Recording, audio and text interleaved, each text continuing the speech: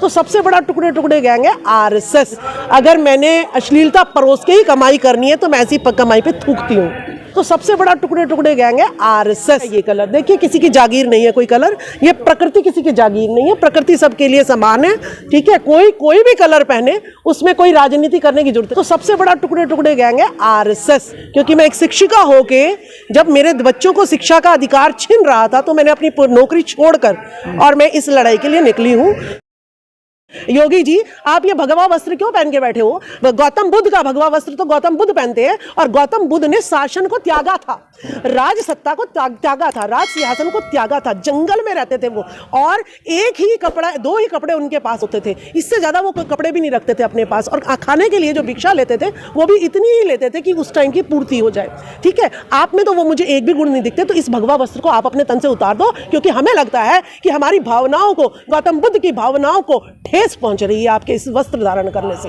तो हमें बहुत ज्यादा जो है इससे पे आपत्ति है। योगी जी, आप इस वस्त्र को पहनना बंद कर दीजिए, बाकी मुझे किसी से कोई लेना देना नहीं है। सबसे पहले तो योगी आदित्यनाथ जी जो है ना एकदम झूठे हैं। जो योगी बन गया उसने सत्ता, मोह, सत्ता, पैसा और गाड़ी वाड़ी सबसे मोह उसका हट जाना चाहिए। तो मैं तो उन्हें योगी तो खैर मानती ही नहीं हूँ कि वो योगी है, वो ढकोसला है। ठीक है, वो बायकाट करे क्योंकि उन्हें राजनीति करनी है, उनको वोट लेना है, उन्हें हिंदू मुस्लिम करना है, इसीलिए वो पठान का बायकाट कर रहे हैं। अगर मैंने अश्लीलता परोस के ही कमाई करनी है तो मैं ऐसी कमाई पे थूकती हूँ।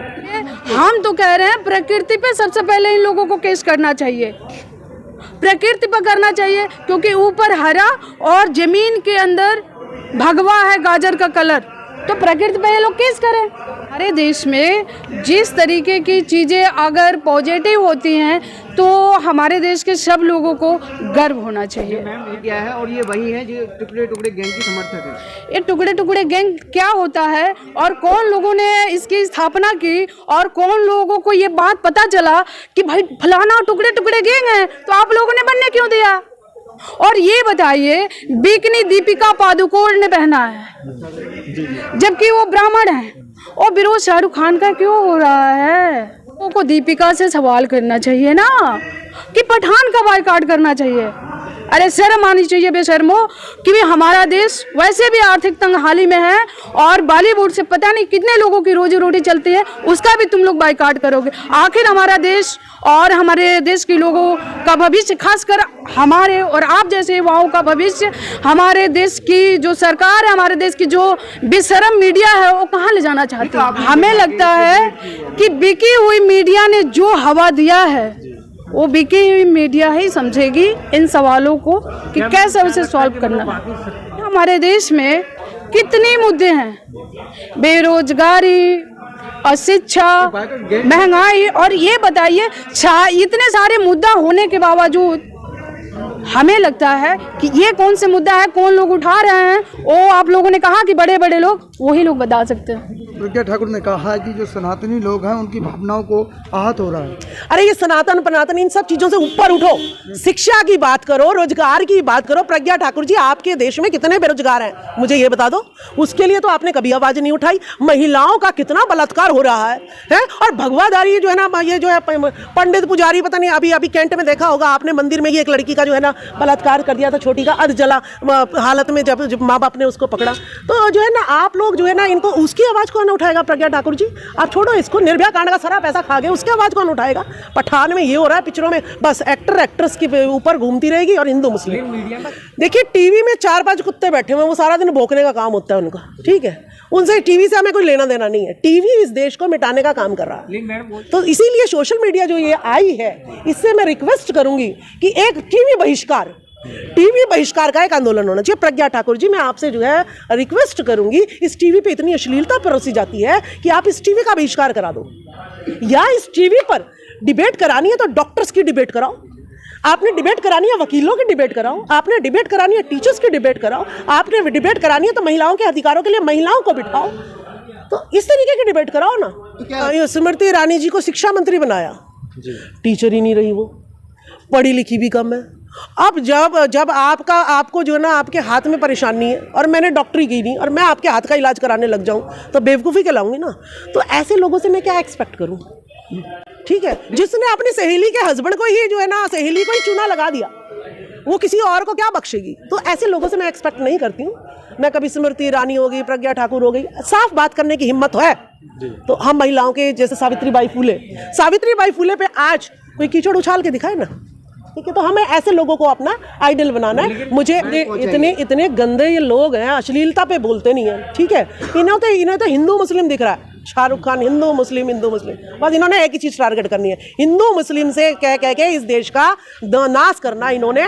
बाकी चाहे आप कितना भी पहनो भी ना कपड़े तब भी चल जाएगा, तब भी कोई गुनाह नहीं है, और नंगे साधु घूमो कुछ भी गुनाह नहीं है। और हिंदुओं की भावनाओं को ठेस पहुंचाई, ये टुकड़े टुकड़े गैंग की समर्थन करती है उनको, और समर्थक रही है टुकड़े टुकड़े गैंग। हाँ, टुकड़े टुकड़े गैंग तो सबसे बड़ा टुकड़े टुकड़े गैंग तो आरएसएस है हमारा, ठीक है? अब इल्ज़ाम लगाने में कितना भी इल्ज़ाम लगा दो, और शरीफ इल्ज़ाम। राष्ट्रपति मुर्मू जी ने कहा है कि इस देश की जेलों में निर्दोष लोग बंद हैं, ठीक है? तो इल्ज़ाम तो ये निर्दोषों पे ही लगाते हैं। तो सबसे बड़ा टुकड़े टुकड़े गैंग है आरएसएस, जिसने इस देश के टुकड़े टुकड़े कर दिए हैं। कहीं 4 वर्ण बना दिए हैं, इतनी सारी जातियाँ बना दी हैं, 67 जातियाँ बना दी हैं, तो इसने टुकड़े टुकड़े करके देश को रख दिया। नाम हमें टुकड़े टुकड़े कह रही है। तो हमें किसी की भावनाओं से, इन्होंने तो मैंने कहा है आपको असली मुद्दों से, ओबीसी की जनगणना करानी है, उसका कोई मुद्दा इनको मायने नहीं रखता, कोई टीवी पे डिबेट नहीं चलती, कोई जो है ना ऐसे नेताओं का बायकॉट नहीं होता जो जनगणना नहीं करा रहे हैं, उन नेताओं का कोई बायकॉट नहीं होता।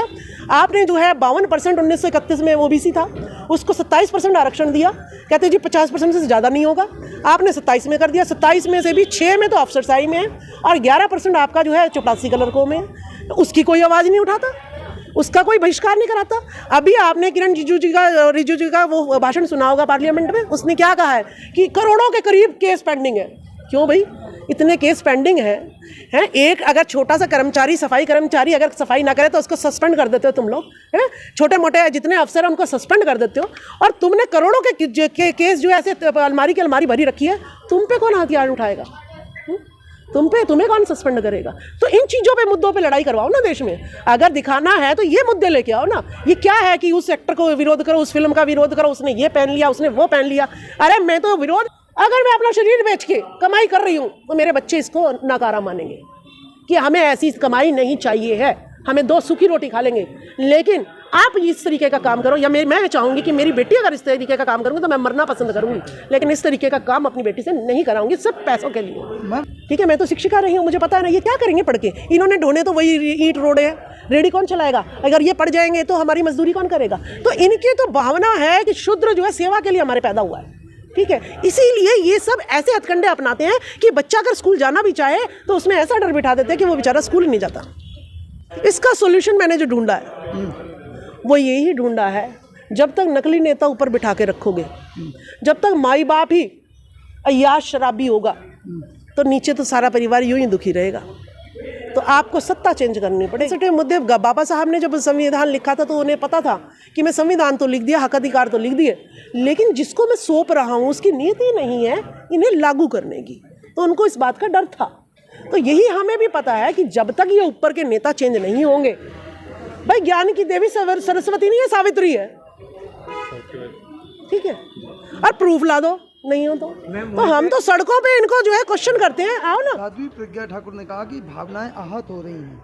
ये बताइए, अगर इस मूवी से साध्वी जी का भावनाएं आहत हो रही हैं तो वो भी एक महिला है, मैं भी एक महिला हूँ, और मैं उनकी बातों पे जोर देते हुए एक बात कहना चाहूँगी कि बहुत साल पहले एक गाना आया था, ये चीज़ बड़ी है मस्त मस्त, ये चीज़ बड़ी है मस्त मस्त, आया था।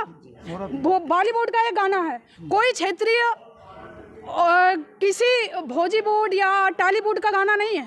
मैं ये कहना चाहती हूँ कि 1925 में आरएसएस की स्थापना होती है और साध्वी प्रज्ञा जी अपने आप को सनातनी कहती हैं। जब ये चीज़ बड़ी है मस्त मस्त, ये गाना जब वो फिल्माया जाता है, गाया जाता है, तब किसी की भावनाएं आहत नहीं होती है। मैं तो ये पूछना चाहती हूँ, मैं तो आप लोगों के माध्यम से साध्वी जी से ये पूछना चाहती हूँ, इस पे आपका क्या कहना है?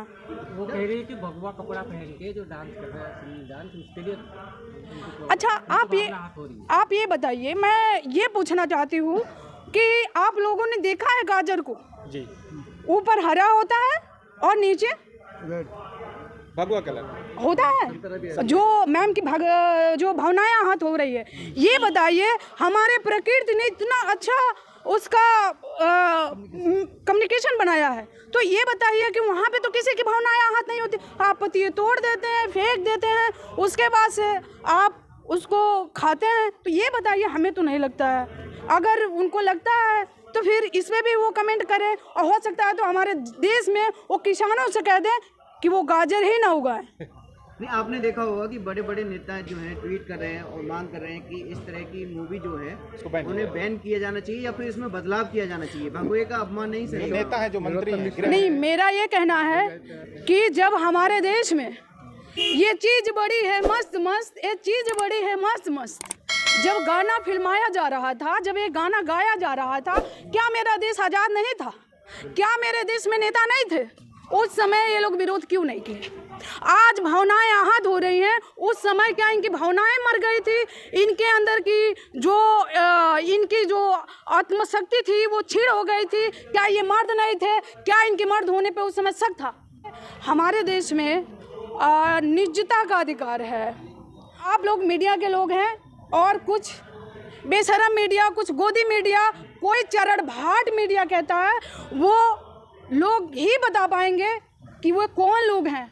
लेकिन मुझे लगता है कि हमारे देश में कहा जा रहा है कि आरएसएस से जुड़े हुए, आरएसएस की विचारधारा आइडियोलॉजी से जुड़े हुए लोग हैं। मेरा मानना है कि अगर आरएसएस से जुड़े हुए लोग हैं तो उनकी मानसिकता क्या है, वो क्या चाहते हैं, आज़ाद देश हमारे देश को क्या किस तरफ मोड़ना चाहते हैं, कैसा चाहते हैं। इससे पहले कि आरएसएस का संस्था बना हुआ है तो उस समय वो गाना था, ये चीज़ बड़ी है मस्त मस्त, उस समय आरएसएस के लोग कहाँ थे?